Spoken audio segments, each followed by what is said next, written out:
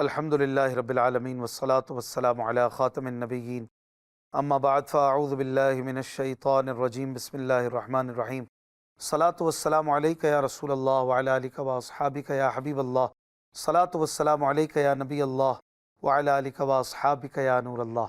ناظرین اکرام، پروگرام قرآن پاک ترجمہ و تفسیر کے ساتھ حاضر ہیں، اور اس پروگرام میں ہم قرآن شریف کی آیات، ان کے مطالب، ان کے معانی، تفسیر صراط الجنان سے سن رہے ہیں، اور ہمارا 14واں پارہ سورہ حجر آیت نمبر 24 تک درس ہو چکا ہے۔ آج آیت نمبر 25 سے ہم آگے بڑھیں گے۔ اللہ تعالیٰ ہمیں قرآن شریف پر عمل کرتے ہوئے زندگی گزارنے کی توفیق عطا فرمائے۔ نبی کریم صلی اللہ علیہ وآلہ وسلم نے فرمایا، تم مجھ پر درود پڑھو، اللہ تم پر رحمت بھیجے گا۔ صلو علی الحبیب صلی اللہ علی محمد صلی اللہ علیہ وآلہ وسلم۔ اعوذ باللہ من الشیطان الرجیم، بسم اللہ الرحمن الرحیم۔ وَإِنَّ رَبَّكَ هُوَ يَحْشُرُهُمْ إِنَّهُ حَكِيمٌ عَلِيمٌ۔ آسان ترجمہ قرآن کنز العرفان۔ اور بے شک تمہارا رب ہی تمہیں اٹھائے گا، بے شک وہی علم والا، حکمت والا ہے۔ یعنی اللہ پاک سب لوگوں پر موت طاری فرمائے گا، پھر اولین و آخرین سب لوگوں کو قیامت میں اسی حال پر اٹھائے گا جس پر وہ مرے ہوں گے۔ حدیث پاک میں یہ بیان کیا گیا، حضرت جابر رضی اللہ عنہ سے روایت ہے، حضور علیہ الصلوۃ والسلام نے فرمایا، ہر بندہ اسی حال پر اٹھایا جائے گا جس پر اسے موت آئی۔ اگلی آیت میں اللہ پاک ارشاد فرماتا ہے، وَلَقَدْ خَلَقْنَا الْإِنسَانَ مِنْ صَلْصَالٍ مِّنْ حَمَإٍ مَّسْنُونٍ۔ آسان ترجمہ قرآن کنز العرفان۔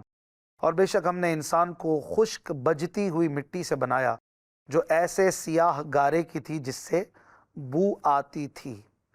ناظرین اکرام، اس آیت میں انسان سے مراد حضرت آدم علیہ السلام ہے۔ آپ علیہ السلام کی پیدائش کی کیفیت کا ذکر قرآن پاک کی متعدد آیات میں مختلف انداز سے کیا گیا ہے۔ ان کا خلاصہ یہ ہے کہ جب اللہ پاک نے حضرت آدم علیہ السلام کو پیدا کرنے کا ارادہ فرمایا تو زمین سے ایک مشت خاک لی، پھر اس مٹی کو پانی سے تر کیا یہاں تک کہ وہ سیاہ گارا ہو گئی، اور اس میں بو پیدا ہوئی۔ پھر اس سیاہ رنگ اور بو والی مٹی سے انسان کی صورت بنائی۔ جب وہ سوکھ کر خشک ہو گئی تو جس وقت ہوا اس میں سے گزرتی تو وہ بجتی اور اس میں آواز پیدا ہوتی۔ جب صورت کی تپش سے وہ پختہ ہو گئی تو اس میں روح پھونکی اور وہ انسان بن گیا۔ اگلی آیت میں اللہ پاک فرماتا ہے، وَالْجَانَّ خَلَقْنَاهُ مِن قَبْلُ مِن نَارِ السَّمُومِ۔ آسان ترجمہ قرآن کنز العرفان۔ اور ہم نے اس سے پہلے جن کو بغیر دھوئیں والی آگ سے پیدا کیا۔ حضرت قتادہ رضی اللہ عنہ فرماتے ہیں، اس آیت میں جان سے ابلیس مراد ہے۔ یہ حضرت آدم علیہ السلام سے پہلے پیدا کیا گیا۔ جب ابلیس کے بعد حضرت آدم علیہ السلام کی پیدائش ہوئی تو ابلیس نے اللہ پاک کی طرف سے حضرت آدم علیہ السلام کو ملنے والے مقام و مرتبے کی بنا پر ان سے حسد کیا اور کہا، میں آگ سے بنا ہوں اور یہ مٹی سے بنا ہے۔ اس آیت میں یہ بھی فرمایا گیا کہ بغیر دھوئیں والی آگ سے بنایا گیا، یعنی ابلیس کو حضرت آدم علیہ السلام سے پہلے اس آگ سے پیدا کیا جس میں دھواں نہیں ہوتا۔ اگلی آیت میں اللہ پاک ارشاد فرماتا ہے، وَإِذْ قَالَ رَبُّكَ لِلْمَلَائِكَةِ إِنِّي خَالِقٌ بَشَرًا مِّن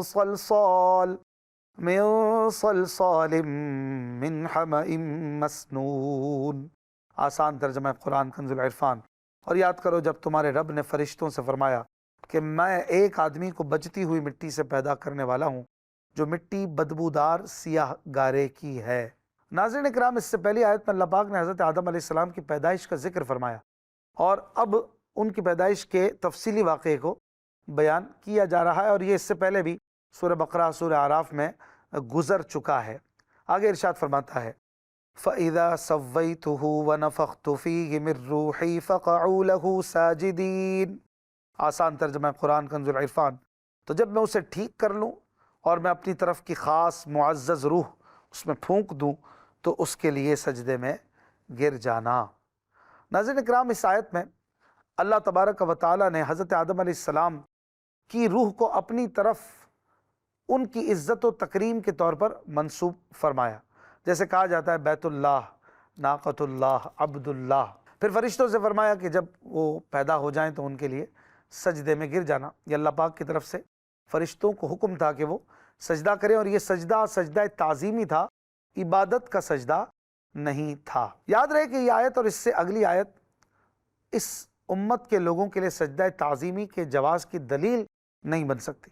چنانچہ جو لوگ سجدہ تعظیمی کو حضرت آدم اور حضرت یوسف علیہ السلام کی شریعت کا حکم بتا کر اس کا جائز ہونا ثابت کرتے ہیں، ان کا رد کرتے ہوئے اعلیٰ حضرت امام احمد رضا خان رحمۃ اللہ علیہ فرماتے ہیں، سرے سے اس کا آدم یا یوسف یا کسی نبی علیہ السلام کی شریعت ہونے ہی کا ثبوت دے، اور ہرگز نہ دے سکے گا۔ آدم علیہ السلام کی پیدائش سے پہلے رب عز و جل نے یہ حکم فرمایا تھا کہ جب میں اسے بنا لوں اور اس میں اپنی طرف کی روح پھونک دوں، اس وقت تم اس کے لیے سجدے میں گرنا۔ تو اس وقت نہ کوئی نبی تشریف لایا، نہ کوئی شریعت اتری۔ ملائکہ و بشر کے احکام جدا ہیں، جو حکم فرشتوں کو دیا گیا وہ شریعت نہیں کہلایا جا سکتا۔ اور قصہ یوسف سے اتنا ثابت کہ شریعت یعقوب علیہ السلام میں سجدہ تحیت کی ممانعت نہ تھی کہ انبیاء علیہ السلام فعل ممنوع نہیں کرتے۔ ممانعت نہ ہونا دونوں طرح ہوتا ہے، یا تو ان کی شریعت میں اس کے جواز کا حکم ہو، یہ اباحت شرعیہ ہوگی کہ حکم شرعی ہے، یا ان کی شریعت میں اس کا کچھ ذکر نہ آیا ہو، تو جو فعل جب تک شرعاً منع نہ ہو مباح ہے۔ یہ اباحت اصلیہ ہوگی کہ حکم شرعی نہیں بلکہ عدم حکم ہے، اور جب دونوں صورتیں محتمل تو ہرگز ثابت نہیں کہ شریعت یعقوبیہ میں اس کی نسبت کوئی حکم تھا۔ تو شریعت من قبلنا یعنی ہم سے پہلوں کی شریعت ہونا یہ کیسے ثابت ہوا؟ بحمدہ تعالی شبہ کا اصل معنی ہی ساقط ہو گیا۔ مفتی احمد یار خان نعیمی رحمۃ اللہ علیہ فرماتے ہیں کہ فرشتوں کا یہ سجدہ آدم علیہ السلام کی شریعت کا حکم نہ تھا، کیونکہ ابھی آدم علیہ السلام کی شریعت آئی ہی نہ تھی، اور احکام شریعہ انسانوں کے لیے ہوتے ہیں، فرشتوں کے لیے نہیں۔ اور صرف ایک بار ہی فرشتوں نے سجدہ کیا، ہر دفعہ سجدہ نہیں ہوا، لہٰذا اس آیت سے سجدہ تعظیمی کے جواز پر دلیل پکڑنا جائز نہیں۔ مزید اگر سجدہ تعظیمی کے حوالے سے معلومات حاصل کرنی ہو تو فتاوی رضویہ کی 22ویں جلد میں موجود اعلیٰ حضرت امام احمد رضا خان رحمۃ اللہ تعالی علیہ کا تحقیقی رسالہ الزبدۃ الزکیہ فی تحریم سجود التحیہ، یعنی غیر اللہ کے لیے سجدہ تعظیمی کے حرام ہونے کا بیان، اس کا مطالعہ فرمائیں۔ اور اس میں اعلیٰ حضرت امام احمد رضا خان رحمۃ اللہ علیہ نے قرآن کریم کی آیات، 40 حدیثیں، 20 فقہی نصوص اور علماء اولیاء کے اجماع سے سجدہ تعظیمی کے حرام ہونے کا ثبوت پیش کیا ہے۔ اگلی آیت میں اللہ پاک ارشاد فرماتا ہے فَسَجَدَ الْمَلَائِكَةُ كُلُّهُمْ أَجْمَعُونَ إِلَّا إِبْلِيسَ أَبَى أَن يَكُونَ مَعَ السَّاجِدِينَ۔ آسان ترجمہ قرآن کنز العرفان۔ تو جتنے فرشتے تھے سب کے سب سجدے میں گر گئے سوائے ابلیس کے، اس نے سجدے والوں کے ساتھ ہونے سے انکار کر دیا۔ یعنی جب حضرت آدم علیہ السلام کی تخلیق مکمل ہوئی اور اللہ تعالیٰ نے ان میں روح ڈال دی تو جتنے فرشتے تھے سب کے سب ایک ساتھ سجدے میں گر گئے۔ فرشتوں کے سجدے سے متعلق بعض علماء فرماتے ہیں کہ یہ سجدہ اللہ پاک کے لیے تھا، اور حضرت آدم علیہ السلام کے اعزاز کے لیے آپ کو قبلہ بنا دیا گیا تھا، اور آپ کی طرف منہ تھا، جیسے کعبے کو منہ ہم کرتے ہیں کہ سجدہ اللہ پاک کے لیے اور منہ کعبے کی طرف ہوتا ہے۔ بعض علماء نے فرمایا کہ سجدہ تعظیم اور تکریم کے طور پر تھا اور حضرت آدم علیہ السلام ہی کو تھا۔ علامہ اسماعیل حقی رحمۃ اللہ علیہ نے اس سے متعلق بڑی پیاری بات ارشاد فرمائی کہ یہ سجدہ در حقیقت اس نور کی تعظیم کے لیے تھا جو حضرت آدم علیہ السلام کی مبارک پیشانی میں چمک رہا تھا، اور وہ سید المرسلین صلی اللہ علیہ وآلہ وسلم کا نور تھا۔ پھر فرمایا کہ جب اللہ تعالی نے فرشتوں کو سجدے کا حکم دیا تو فرشتے سجدے میں گر گئے، لیکن ابلیس نے ان سجدہ کرنے والے فرشتوں کے ساتھ ہونے سے انکار کر دیا اور حضرت آدم علیہ السلام کو سجدہ نہ کیا۔ آگے اللہ پاک فرماتا ہے قال یا ابلیس ما لک الا تکون مع الساجدین قال لم اکن لاسجد لبشر خلقته من صلصال من حمأ مسنون۔ آسان ترجمہ قرآن کنز العرفان۔ اللہ پاک نے فرمایا اے ابلیس تجھے کیا ہوا کہ تو سجدہ کرنے والوں کے ساتھ نہ ہوا؟ اس نے کہا میرے لائق نہیں کہ میں کسی انسان کو سجدہ کروں جسے تو نے بجتی ہوئی مٹی سے بنایا جو سیاہ بدبودار گارے سے تھی۔ ناظرین اکرام، اس کلام سے ابلیس کی مراد یہ تھی کہ وہ حضرت آدم علیہ السلام سے افضل ہے، کیونکہ حضرت آدم علیہ السلام کی اصل مٹی ہے اور ابلیس کی اصل آگ ہے، اور اس کے خیال میں آگ چونکہ مٹی سے افضل ہے، اس لیے ابلیس نے اپنے گمان میں خود کو حضرت آدم علیہ السلام سے افضل سمجھا۔ لیکن وہ خبیث یہ بات بھول گیا کہ افضل تو وہی ہے جسے اللہ تعالیٰ فضیلت عطا فرمائے۔ حضرت آدم علیہ السلام کو سجدہ نہ کرنے اور اس کی وجہ بیان کرنے میں شیطان نے 3 گناہوں کا ارتکاب کیا۔ اللہ پاک کے حکم کی مخالفت کی، بارگاہ الہی کی مقرب ہستیوں کی جماعت سے الگ رستہ اختیار کیا، اور حضرت آدم علیہ السلام سے خود کو افضل بتا کر تکبر کیا۔ ان 3 گناہوں کا انجام یہ ہوا کہ ابلیس کی ہزاروں برس کی عبادت اور ریاضت برباد ہو گئی، فرشتوں کا استاد ہونے کی عظمت چھن گئی، بارگاہ الہی سے مردود و رسوا کر کے نکال دیا گیا، قیامت تک کے لیے اس کے گلے میں لعنت کا طوق ڈال دیا گیا، اور اسے ہمیشہ ہمیشہ کے لیے جہنم میں جلنے کی سزا دے دی گئی۔ شیطان کے گناہوں اور اس کے عبرتناک انجام کو سامنے رکھتے ہوئے ہر مسلمان کو چاہیے کہ وہ عمومی طور پر تمام گناہوں اور خاص طور پر ان 3 گناہوں سے بچے اور اپنے بارے میں اللہ پاک کی خفیہ تدبیر سے ڈرتا رہے۔ نبی کریم صلی اللہ علیہ وآلہ وسلم فرماتے ہیں کہ آپ نے حضرت جبریل علیہ السلام کو دیکھا کہ ابلیس کے انجام سے عبرت گیر ہو کر کعبہ مشرفہ کے پردے سے لپٹ کر نہایت گریہ و زاری کے ساتھ اللہ پاک کی بارگاہ میں یہ دعائیں کر رہے ہیں: اے میرے اللہ، کہیں میرا نام نیکوں کی فہرست سے نہ نکال دینا، اور کہیں میرا جسم اہل عطا کے زمرے سے نکال کر اہل عتاب کے گروہ میں شامل نہ فرما دینا۔ جب گناہوں سے معصوم اور بارگاہ الہی کے مقرب ترین فرشتے کے خوف کا یہ حال ہے تو گناہوں میں لتھڑے ہوئے مسلمان کو تو کہیں زیادہ ڈرنا اور اپنے انجام کے بارے میں فکر مند ہونا چاہیے۔ اگلی آیت میں اللہ پاک فرماتا ہے: قال فاخرج منها فإنك رجيم وإن عليك اللعنة إلى يوم الدين قال رب فأنظرني إلى يوم يبعثون قال فإنك من المنظرين إلى يوم الوقت المعلوم۔ آسان ترجمہ قرآن کنز العرفان۔ اللہ پاک نے فرمایا تو جنت سے نکل جا کیونکہ تو مردود ہے، اور بے شک قیامت تک تجھ پر لعنت ہے۔ اس نے کہا اے میرے رب تو مجھے اس دن تک مہلت دے دے جب لوگ اٹھائے جائیں۔ اللہ نے فرمایا پس بے شک تو ان میں سے ہے جن کو معین وقت کے دن تک مہلت دی گئی ہے۔ ناظرین کرام، شیطان پر لعنت ہوئی اور قیامت تک آسمان و زمین والے اس پر لعنت کرتے رہیں گے، اور جب قیامت کا دن آئے گا تو اس لعنت کے ساتھ ہمیشہ کے عذاب میں ڈال دیا جائے گا جس سے کبھی رہائی نہ ہوگی۔ شیطان نے جب یہ سنا کہ اس پر لعنت ہے اور وہ مردود ہے تو اس نے کہا اے میرے رب مجھے قیامت کے دن تک مہلت دے دے۔ قیامت کے دن تک مہلت مانگنے سے شیطان کا مطلب یہ تھا کہ وہ کبھی نہ مرے، کیونکہ قیامت کے بعد کوئی نہ مرے گا، اور قیامت تک کی اس نے مہلت مانگ ہی لی۔ لیکن اس کی اس دعا کو اللہ پاک نے اس طرح قبول کیا کہ اس سے فرمایا بے شک تو ان میں سے ہے جن کو اس معین وقت کے دن تک مہلت دی گئی ہے جس میں تمام مخلوق مر جائے گی، اور وہ وقت پہلے نفخے کا ہے۔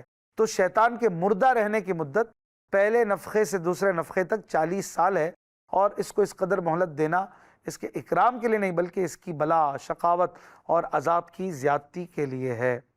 اگلی آیت میں اللہ پاک فرماتا ہے قال رب بما اغويتني لأزينن لهم في الارض ولأغوينهم اجمعين الا عبادك منهم المخلصين۔ آسان ترجمہ قرآن کنز العرفان۔ اس نے کہا اے میرے رب مجھے اس بات کی قسم کہ تو نے مجھے گمراہ کیا، میں ضرور زمین میں لوگوں کے لیے نافرمانی خوشنما بنا دوں گا، اور میں ضرور ان سب کو گمراہ کر دوں گا سوائے ان کے جو ان میں سے تیرے چنے ہوئے بندے ہیں۔ ناظرین، جب ابلیس کو معلوم ہوا کہ وہ حالت کفر پر مرے گا اور اس کی کبھی بخشش نہ ہوگی تو اس نے مخلوق کو کفر میں مبتلا کر کے گمراہ کر دینے کی حرص کی اور کہا اے میرے رب مجھے اس بات کی قسم کہ تو نے مجھے گمراہ کیا، میں ضرور زمین میں حضرت آدم علیہ السلام کی اولاد کے لیے دنیا کی محبت اور تیری نافرمانی کو خوش نما بنا دوں گا، اور میں ضرور ان سب کے دلوں میں وسوسہ ڈال کر گمراہ کر دوں گا، البتہ تیرے برگزیدہ بندوں پر میرا وسوسہ اور میری چال نہیں چلے گی۔ اگلی آیت میں اللہ پاک ارشاد فرماتا ہے قال هذا صراط علی مستقیم ان عبادی لیس لک علیہم سلطان لیس لک علیہم سلطان الا من اتبعک من الغاوین وَإِنَّ جَهَنَّمَ لَمَوْعِدُهُمْ أَجْمَعِينَ لَهَا 7 أَبْوَابٍ لِكُلِّ بَابٍ مِّنْهُمْ جُزْءٌ مَّقْسُومٌ۔ آسان ترجمہ قرآن کنز العرفان۔ اللہ پاک نے فرمایا یہ میری طرف آنے والا سیدھا راستہ ہے، بے شک میرے بندوں پر تیرا کچھ قابو نہیں سوائے ان گمراہوں کے جو تیرے پیچھے چلیں، اور بے شک جہنم ان سب کا وعدہ ہے۔ ناظرین اکرام، اللہ پاک نے فرمایا کہ قال ھذا صراط علیہ مستقیم، یہ میری طرف آنے کا سیدھا رستہ ہے۔ اس آیت کے مختلف معنی بیان کیے گئے ہیں۔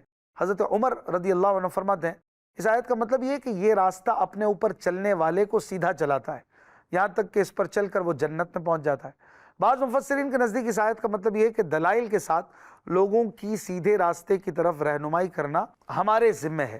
امام فخر الدین رازی رحمۃ اللہ علیہ فرماتے ہیں اس آیت کا ایک معنی یہ ہے کہ اخلاص مجھ تک پہنچنے کا سیدھا راستہ ہے۔ علامہ اسماعیل حقی رحمۃ اللہ علیہ نے یہ معنی بیان فرمایا کہ چنے ہوئے بندوں کا ابلیس کے بہکاؤ سے بچ جانا وہ راستہ ہے جو سیدھا اللہ پاک تک پہنچا دیتا ہے۔ پھر آگے ابلیس نے جو یہ کہا کہ میں ضرور زمین میں ان کے لیے یعنی حضرت آدم علیہ السلام کی اولاد کے لیے دنیا کی محبت اور تیری نافرمانی کو خوشنما بنا دوں گا، اور میں ضرور ان سب کو گمراہ کر دوں گا سوائے ان کے جو تیرے چنے ہوئے بندے ہیں۔